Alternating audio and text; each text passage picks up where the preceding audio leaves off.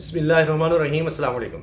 आज कौमी असम्बली में ख़बर तो थी कि स्पीकर का इंतखाब है, लेकिन जो वहाँ पर तकरीरें हुई हैं, जो खिताब किए गए हैं, उनमें नज़र आ रहा है कि तरीके इंसाफ के रहनुमा छा गए हैं। जिस तरह महमूद खान अचकज़ई ने जो तकरीर की है उसके बारे में तो कहा जा रहा है कि बार बार आवाज़ बंद करनी पड़ी। जो बातें उन्होंने की हैं और खुल कर की हैं, जो मुतालबा उन्होंने किया है कि जिस पर तहरीक इंसाफ के सारे रहनुमा यक ज़ुबान हो गए और उन्होंने इमरान खान के हक़ में नारे लगाना शुरू कर दिए।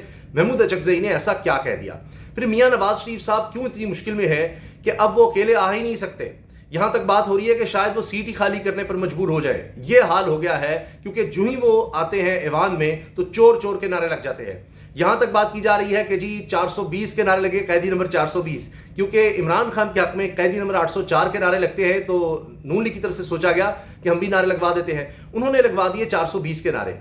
काफ़ी देर के बाद यानी 4-5 दफ़ा जब नारे लगे तो खुद तहरीक इंसाफ के लोग भी हैरान थे क्या कर रहे हैं 420, क्योंकि फ्रॉड होता है, धोखाधड़ी होती है 420 ही, तो 420 की दफ़ात। तो फिर उनको समझ आई कि अच्छा ये क्या हम कह रहे हैं, तो तब तक बहुत देर हो चुकी थी। अब मियां नवाज शरीफ साहब इसलिए नहीं आ पाते क्योंकि उनको देखते ही सब मैंडेट चोर चोर के नारे लगाना शुरू कर देते हैं, और इतने ज़ोरदार नारे होते हैं कि नवाज शरीफ साहब का चेहरा उतर जाता है क्योंकि वो इस चीज़ के आदी नहीं है।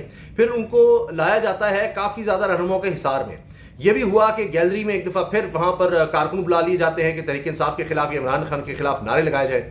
वहाँ पर यह हुआ कि इतनी बदमज़गी हो गई कि तहरीक इंसाफ के सारे रहनुमा इकट्ठे हो गए और उस शख्स को बाहर निकालने का मुतालबा किया और फिर उसको सिक्योरिटी ने बाहर निकाला। यानी मामलात कंट्रोल से बाहर है। और जो तकरीर की है आमिर डोगर ने, उमर अयूब ने, ये तकरीरें बहुत ज़्यादा हाईलाइट हो रही हैं। इसके साथ आज एक और बड़ी खबर यह बनी कि अली मीन गंडापुर साहब वज़ीर आला मुंतखब हो गए खैबर पख्तूनख्वा के। ये बहुत बड़ी खबर है क्योंकि कहा गया था, आप जानते हैं, जो मुख्तलिफ चैनल्स पर बैठ कर तज्जिया कर रहे होते हैं, खबरें दे रहे होते हैं कि जी हमें बता दिया गया है, हम तक पूरी खबर पहुंच गई है कि जी गवर्नर राज लग जाएगा। अगर अली मीन गंडापुर को बनाया गया वज़ीर आला तो गवर्नर राज लग जाएगा। वो बर्दाश्त नहीं हो सकते, वो किस तरह के आदमी हैं, वो तो बड़े सख्त हैं, वो ये हैं वो हैं, और ये देखिए इमरान खान पीछे नहीं हट रहा, ये बड़ी सख्ती कर रहा है, और अगर अली मीन गंडापुर को लगाया तो ये हो जाएगा वो हो जाएगा। तो अब वो लोग कहाँ हैं? अली मीन गंडापुर वज़ीर आला बन गए, और अली मीन गंडापुर ने वज़ीर आला बनने के बाद, खैबर पख्तूनख्वा का वज़ीर आला मुंतखब होने के बाद, अब जो ऐलानात किए हैं, जिसके बारे में पहले ही हमने खबर ब्रेक कर दी थी, सिद्दीक जान ने बताया था कि 5 बड़ी चीज़ें इमरान खान ने कह दी अली मीन गंडापुर को, और वो पहली तकरीर में ही उन चीज़ों का इजहार करेंगे। उसमें जनाब उन्होंने कहा है कि सिर्फ 1 हफ्ते की मोहलत है, सिर्फ और सिर्फ 1 हफ्ते की मोहलत है। जितने भी जाली की मुकदमात बनाए गए हैं तहरीक इंसाफ के रहनुमाओं पर, कारकुनों पर, वो ख़त्म कर दी जाएँ, वरना फिर हम एक्शन लेंगे।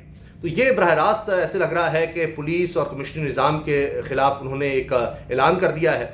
अब एक थरथली मची हुई है खैबर पख्तूनख्वा में नहीं बल्कि पूरे पाकिस्तान में, क्योंकि मरीम नवाज साहिबा ने तो बंद कर दिया कि जी एक तरफ के कोई तकर्रुर तबादले नहीं हो सकते, मगर यहाँ उनके बहुत पसंदीदा उनके दौर में लगाए गए, फिर हर एक के हर माफिया के पसंदीदा जो DC इस्लामाबाद हैं उनको 6 साल की सज़ा सुना दी। जनाब जस्टिस बाबर सत्तार ने, इस्लामाबाद हाई कोर्ट के जज ने महफूज फैसला सुना दिया। 6 माह कैद की सज़ा, इसके अलावा जुर्माना, इसी तरह SSP को कैद की सज़ा 4 महीने और जुर्माना, SHO को भी 2 माह की कैद और जुर्माना। और ये जुर्माने अदा करने होंगे इन्हें उन लोगों को जिनके खिलाफ ये MPO जारी करते रहे और तौहीन अदालत करते रहे। अब जनाब हो ये रहा है कि इनकी जान पर बनाई है, और पुलिस क्या कह रही है, वो फिर तौहीन अदालत कर रही है कि जी अपनी सीट पर काम जारी रखेंगे। ये कैसे मुमकिन है? जो लोग सज़ा याफ्ता हों वो किस तरह काम जारी रख सकते हैं? DC खुद जब मुजरिम होगा, मुजरिम डिक्लेयर कर दिया गया है अदालत की तरफ से, और ये कहा गया कि 1 महीना आपके पास, और अगर आप अपील में जाकर सजाएं माफ़ करवा लेते हैं अलग बात है, तो फौरी तौर पर भागे हैं। और जनाब इंट्रा कोर्ट अपील इन्होंने फाइल की और फिर जस्टिस आमिर फारूक साहब ने फौरी तौर पर वो सुनने का कह दिया और 4 मार्च के लिए जनाब तारीख रख दी है। लेकिन आप ये देखें कि पाकिस्तान की तारीख में इससे बड़ा वाक़या क्या होगा कमिश्नर या DC या SSP के ख़िलाफ़ कि भाई तौहीन अदालत की सज़ा सुना दी गई है। शर्म आनी चाहिए कि इस तरह लोगों के ख़िलाफ़ ये मुकदमात करते रहे, अदालत की अहकामात की खिलाफवर्जी करते रहे, तौहीन अदालत करते रहे, और उसमें इनको अब सज़ा सुनाई गई है। तो कहीं जनाब सज़ाएँ सुनाई जा रही हैं। अली मीन गंडापुर साहब वाज़ेह तौर पर ऐलान कर रहे हैं। फिर उन्होंने और बहुत सी बातें की हैं जिसमें उन्होंने कहा है कि जनाब اب خیبر پختونخوا میں رمضان المبارک سے دوبارہ صحت کارڈ شروع ہو رہا ہے. یہاں مریم نواز صاحبہ بند کر رہی ہیں, وہاں علی گنڈا پور صاحب صحت کارڈ کا اجرا کر رہے ہیں. تو یہ بہت بڑی خبر ہے. سب نظریں اب خیبر پختونخوا کی طرف ہے کہ وہاں سے کیا ہوتا ہے, کیونکہ بڑی مضبوط حکومت وہاں پر خیبر پختونخوا میں تحریک انصاف کی بن گئی ہے, اور جتنی وہاں پر خیبر پختونخوا میں مضبوط ہے, یہاں قومی اسمبلی میں اتنی ہی کمزور حکومت نظر آ رہی ہے. کیونکہ اس میں عامر ڈوگرٹ نے بھی یہ بات کہی کہ جناب میں سنگل لارجسٹ پارٹی کو ریپرزینٹ کرتا ہوں, لیکن ہم سے بلے کا نشان چھینا گیا. اگر فارم 45 وہ سارے کھول دیے جائیں تو پھر پتہ لگ جائے. ہمارے تو 225 ارکان ہیں, لیکن ہماری جو میجورٹی ہے اس کو مائنورٹی میں بدلا گیا, اور ہمارے 225 ارکان بنتے ہیں لیکن اب 90 ہیں, لیکن سب نے ووٹ دیا. یہ ایک بڑی بات ہے کہ کسی کو نہیں توڑا جا سکا.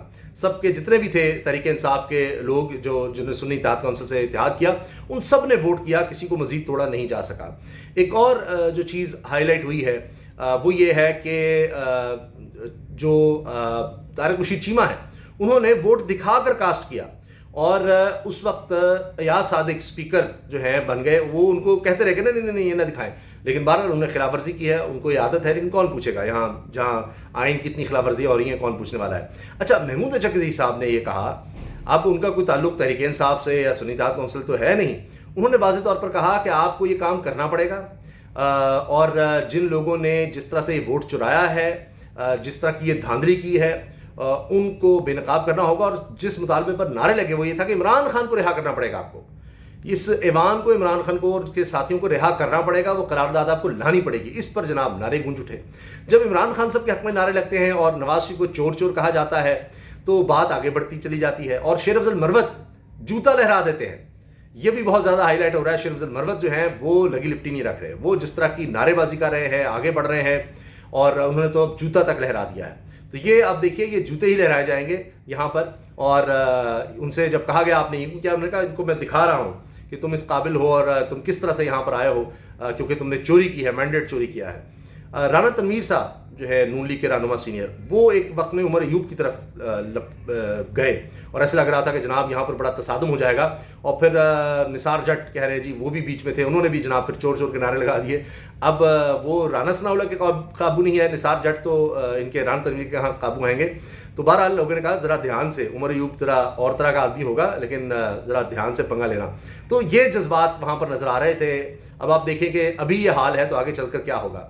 محمود خان اچکزئی صاحب نے یہ بھی کہا ہے کہ آپ لوگوں نے تو پلان بنا لیا تھا. انہوں نے کہا بھلا ہو کارکنوں کا, عوام کا, جنہوں نے کمال کر دیا, ورنہ آپ لوگوں نے تو بندر پلانٹ کر لی ہوئی تھی کہ جی صدر یہ ہوگا, وزیر اعظم یہ ہوگا, وزارتیں اس کے پاس ہوں گی, ایسے ایسے ہوگا, یہ سب کچھ آپ نے کہہ دیا تھا. لیکن لوگ آپ کے آگے کھڑے ہو گئے اور آپ کو بے بس کر دیا. تو اب بھی وہ کہہ رہے ہیں ہوش کے ناخن لیں, اور جن کا مینڈیٹ ہے, اور انہوں نے واضح طور پر کہا کہ جب تحریک انصاف کو ووٹ ملا ہے تو اس کو آپ مانیں.